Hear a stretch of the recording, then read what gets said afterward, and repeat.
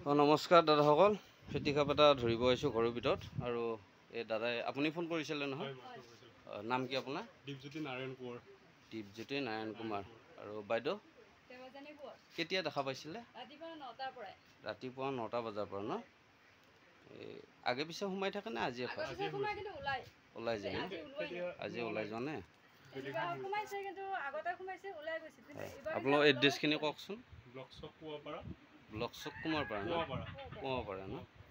ঠিক আছে বাৰু, ৰেস্কিউ কৰি লওঁ আমি।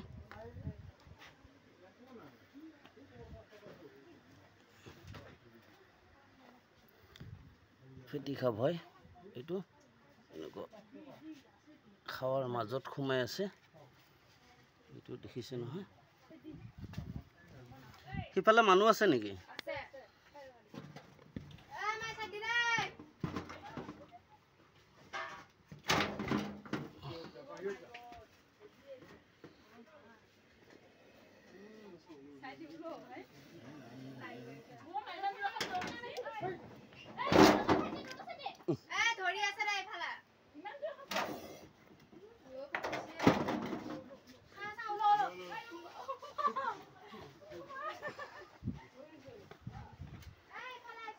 ফেটি সাপ হয়।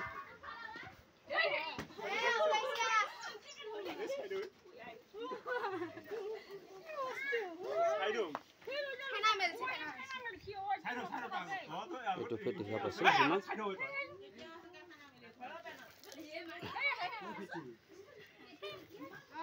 চকৰি ফেটি বুলি কয় এইটো, মণিলাত কোবৰা বুলি কয়।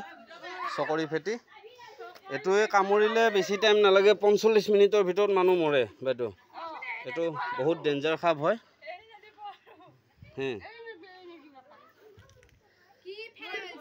আপোনালোকৰ ঘৰত মানে খাদ্যৰ সন্ধানত সোমাই আছিল, যদি কিবা কাৰণত ভৰি চৰি পৰি গ'লা হয়, পটকৈ কামুৰি দিলে হয়।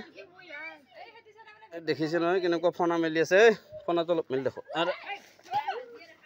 দেখিছেনে?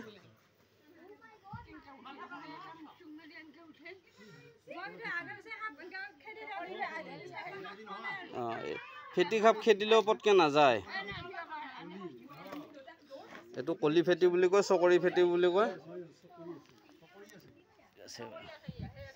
এটা বেগ এটা দিয়ক বাৰু হা।